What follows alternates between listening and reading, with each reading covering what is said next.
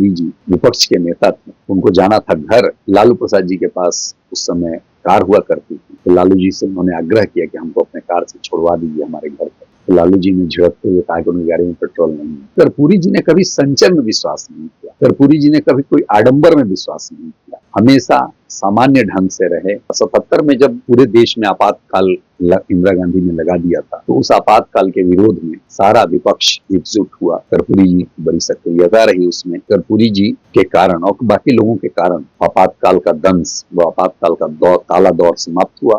Police ने गिरफ्तार किया और 26 महीने की जेल की सजा हुई।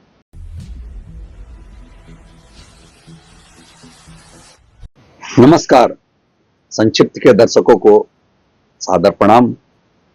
आज कर्पूरी जी की जयंती है। जननायक कर्पूरी ठाकुर, जिनकी जीवनी हर व्यक्ति को प्रेरित करती रहेगी। एक व्यक्ति को कैसे साधारण रहा जाता है और कैसे सामान्य रह करके असामान्य कार्य किया जाता है, यह कर्पूरी जी की जीवनी से के व्यक्तित्व से सीखा जा सकता है। कर्पूरी जी बिहार के 2 बार मुख्यमंत्री रहे, दूसरे उप मुख्यमंत्री थे, शिक्षा मंत्री थे, और जब वे दिवंगत हुए तो अपने संपत्ति के नाम पर उनके पास कुछ भी नहीं था। एक सामान्य लोग, एक सामान्य व्यक्ति की तरह वे रहे, अहर्निश सेवा कार्य करते रहे, लगातार लोगों के बीच में रहे और अपना काम स्वयं करते थे। आज तो एक परंपरा चल गई है कि हर कार्य करने के लिए राजनेताओं को अलग अलग सहयोगी की जरूरत पड़ती है। कोई डायरी मेंटेन करता है, तो कोई बाकी चीजों की देखभाल करता है। अपना काम तो शायद बहुत कम ऐसे राजनीतिज्ञ हैं जो स्वयं का कार्य, यानी कि कपड़े धोने से लेकर के उसको प्रेस करने तक का कार्य कभी तो वे स्वयं करते हैं। लेकिन कर्पूरी जी यह काम स्वयं करते थे। कर्पूरी जी के व्यक्तित्व पर चर्चा करने के पहले थोड़ी सी चर्चा इसलिए भी जरूरी है कि उनकी जीवनी हम सब लोगों को एक बार ध्यान में आ जाए। तो सबको पता ही है कि उनका जन्म 24 जनवरी 1924 को समस्तीपुर के पितौंझिया ग्राम में हुआ था। माता का नाम रामदुलारी देवी था और पिताजी का नाम गोकुल ठाकुर था। पेशे से गरीब थे लोग, नाई का काम करते थे।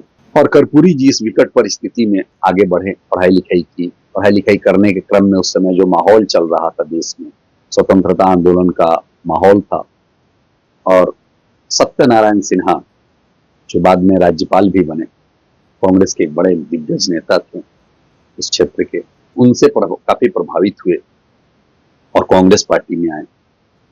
बाद में महात्मा गांधी ने उन्हें काफी प्रेरित किया और उनकी दिशा ही बदल गई और सब कुछ छोड़ करके राजनीति की मुख्य धारा में आ गए। स्वतंत्रता आंदोलन जब चल रहा था तो उस समय भारत छोड़ो आंदोलन में यह कूद पड़े। मुश्किल से उनकी उम्र उस समय 18 वर्ष होगी। 18 साल का युवा अंग्रेजों की दास्ता से मुक्त कराने के लिए सड़कों पर उतर गया, गांव-गांव लोगों को जगाने लगा। इस क्रम में पुलिस ने गिरफ्तार किया और 26 महीने की जेल की सजा हुई। और देश में पहली बार विधानसभा, लोकसभा के चुनाव हुए, साथ साथ सभी राज्यों में विधानसभा के चुनाव हुए। तो 1952 में वे पहली बार चुन कर के आए। उनका जो विधानसभा क्षेत्र था वो ताजपुर था, और तब से लगातार अपने मरने तक, अपने जीवन में वे विधानसभा और माने वो सक्रिय राजनीति में रहे। वहां से वे काम करते रहे। घनघोर सोशलिस्ट थे, समाजवादी थे, और कई लोगों को उन्होंने प्रेरित किया समाजवाद की ओर। आज की जो समाजवादी लोगों की पौध दिखाई पड़ रही है, चाहे वो नीतीश कुमार हो या लालू प्रसाद, ये सब लोग उनसे प्रेरित होकर के ही राजनीति में आए और उन्होंने सबको आगे बढ़ाया। राज्य के दूसरे उप मुख्यमंत्री बने। 5 मार्च 1967 से 31 जनवरी 1968 के बीच वे उप मुख्यमंत्री बने। साथ ही साथ वे शिक्षा मंत्री भी थे। उनका जो शिक्षा मंत्री के रूप में उन्होंने एक घोषणा की कि पास विदाउट इंग्लिश। उन्होंने कहा कि अंग्रेजी की अनिवार्यता नहीं रहनी चाहिए। जब मुख्यमंत्री बने हुए दिसंबर 1970 से जून 1971 में पहली बार राज्य के मुख्यमंत्री बने, और इसी क्रम में उनकी घटना, उनके 2 पुत्र थे और एक पुत्री थी रेणु दीदी। रेणु दीदी की जब शादी हो रही थी डॉक्टर से, अभी जीवित हैं, रमेश चंद्र शर्मा से, तो बहुत ही चुपके तरीके से उन्होंने शादी की। उनकी तो इच्छा थी कि यह शादी देवघर में हो, किसी एक मंदिर में कर दी जाए शादी, लेकिन परिवार वालों का दबाव था कि नहीं, एक ही बेटी है, इसकी शादी घर से की जाए। तो मुख्यमंत्री रहते हुए उन्होंने इस शादी का कोई कार्ड नहीं छपाया। यहाँ तक कि राज्य के किसी भी बड़े अधिकारी को सख्त हिदायत थी कि शादी में नहीं आना है। राज्य के किसी भी मंत्री को उन्होंने आमंत्रित नहीं किया था। यहाँ तक कि राज्य के जो राज्यपाल थे उनको भी सूचना नहीं थी।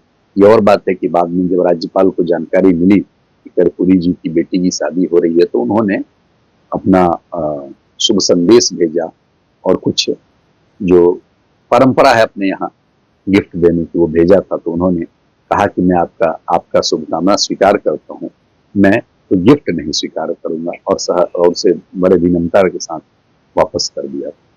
कर्पूरी जी लगातार प्रवास करते, घूमते रहते थे। एक बड़ी मजेदार घटना घटी। एक बार वो गए थे और लोग उन्हें जानते नहीं थे, नाम कुछ लोग सामान्य लोग नहीं जानते थे। अब दो ठाकुर की मैं चर्चा अगर करूं तो बड़ी मजेदार घटना घटी सोनपुर में। पहले उस समय स्टीमर चला करता था यहाँ से गंगा के उस पार जाने के लिए। तो कर्पूरी जी एक अपने सहयोगी के साथ सोनपुर छपड़ा गए थे, लौटते समय देर हो गई। तो उस समय स्टीमर जो चलता था वो महेंद्रू घाट से और उधर सोनपुर के पास चलता, वहां पर वो जाता था। लौटते समय वहां आने में विलंब हो गई, तो रात में वे लोग एक पुआल पर ही सो गए। रात में लौटे, जब सुबह हुई तो हड़बड़ी में उठे तो कुछ लोग अनाप शनाप बातें कर रहे थे, जो गांव में होता है। तो जो इनके सहयोगी थे, जो इनके साथ गए थे, सहयोगी तो नहीं कहना चाहिए, साथ में वो गए थे, उन्होंने उनको बड़ा बुरा लगा। तो उन्होंने कहा कि अरे आप देखते नहीं हैं, कर्पूरी जी हैं साथ में, ये कर्पूरी ठाकुर जी हैं, आप पहचानते नहीं है आप लोग इनको? तो उन्होंने कहा कौन ठाकुर हैं? ये भिखारी ठाकुर से बड़ ठाकुर हैं का? तो ये थी कर्पूरी जी की सामान्यता, कोई उसे नहीं जानता नहीं था। भिखारी ठाकुर उस समय छपरा जिला में, सारण जिला में बड़ा नाम हुआ करता था, और लोक कलाकार के नाते उन्हें जुबान में पे रखते थे। और जो लोग पढ़े लिखे थे, जो लोग जानते थे, राजनीति को समझते थे, जो राजनीतिक क्षेत्र में सक्रिय थे, वही लोग कर्पूरी जी को जानते थे। कर्पूरी जी अपने को जताने में ज्यादा विश्वास भी नहीं करते थे। कर्पूरी जी प्रख्यात पत्रकार, जिन्हें बिहार से पहली बार किसी को पद्मश्री सम्मान मिला है, तो सुरेंद्र किशोर जी ने, सुरेंद्र किशोर जी को वे स्वयं उनके घर पे जाकर के, सुरेंद्र किशोर जी समय पत्रकारिता में थे, सारण संदेश में लिखा करते थे, तो जाकर के उनके घर पे रुके रहे और उन्हें मना करके कहा कि आप मेरे सहयोगी बन जाइए, क्योंकि ऐसा विनम्र, ऐसा सक्रिय, अनुशासनशील व्यक्ति उन्हें चाहिए था, और वो उन्हें मना करके अपने साथ लेकर के आए। तो कर्पूरी जी का ये जीवन था। 77 में जब पूरे देश में आपातकाल इंदिरा गांधी ने लगा दिया था, तो उस आपातकाल के विरोध में सारा विपक्ष एकजुट हुआ। कर्पूरी जी की बड़ी सक्रियता रही उसमें, और कर्पूरी जी के कारण और बाकी लोगों के कारण आपातकाल का दंश, वो आपातकाल का काला दौर समाप्त हुआ और राज्य में एक निर्वाचित सरकार की स्थापना हुई, और कर्पूरी जी उसके पहले मुख्यमंत्री बने। बिहार में जब जनता पार्टी की सरकार बनी तो उसके पहले मुख्यमंत्री कर्पूरी जी बने। जून 1977 से अप्रैल 1979 तक वे बिहार में मुख्यमंत्री के तौर पर रहे। इस समय उन्होंने एक बड़ी क्रांतिकारी घोषणा की थी, और कर्पूरी जी काफी प्रभावित थे लोहिया जी से भी। तो उन्होंने कहा कि पिछड़ा पावे 100 में 60 का जो नारा था, उसको आगे बढ़ाते हुए उन्होंने किया था। राज्य में पहली बार आरक्षण व्यवस्था प्रारंभ की।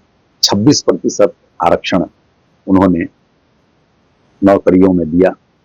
उन्हीं के समय में बीपी मंडल आयोग का गठन भी हुआ था, जो देखता था कि कैसे आरक्षण व्यवस्था लागू करनी है, और जिसे लेकर के बाद में वीपी सिंह सरकार ने इसे लागू किया। जब वीपी सिंह केंद्र में प्रधानमंत्री बने तो उन्होंने उसी मंडल कमीशन को लागू किया था, जो आज तक चल रहा है।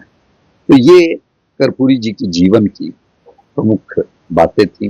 कर्पूरी जी इतने समय तक रहे और बताया जाता है कि जब कर्पूरी जी विपक्ष के नेता थे, उनको जाना था घर, लालू प्रसाद जी के पास उस समय कार हुआ करती थी, तो लालू जी से उन्होंने आग्रह किया कि हमको अपने कार से छोड़वा दीजिए हमारे घर पर। तो लालू जी ने झिड़कते हुए कहा कि उनकी गाड़ी में पेट्रोल नहीं है।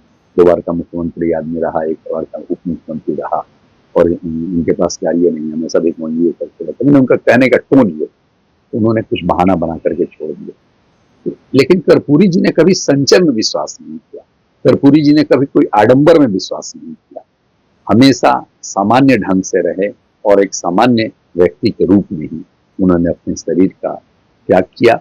17 फरवरी 1988 को उनका निधन हुआ। ऐसे भारत रत्न कर्पूरी जी को हम सब लोग नमन करते हैं, वंदन करते हैं और प्रयास करते हैं कि राजनीति में जो भी नई पौध आए वे उनके व्यवहारों से प्रेरित उनका जो व्यक्तित्व था, सिद्धांत से भले ही आप प्रभावित हो सकता है कि आप किसी भी विचारधारा में, लेकिन कर्पूरी जी ने जो व्यक्तिगत जीवन में जो मापदंड छोड़ा है, कैसे व्यक्ति को सामान्य रहते हुए असामान्य कार्य करना चाहिए।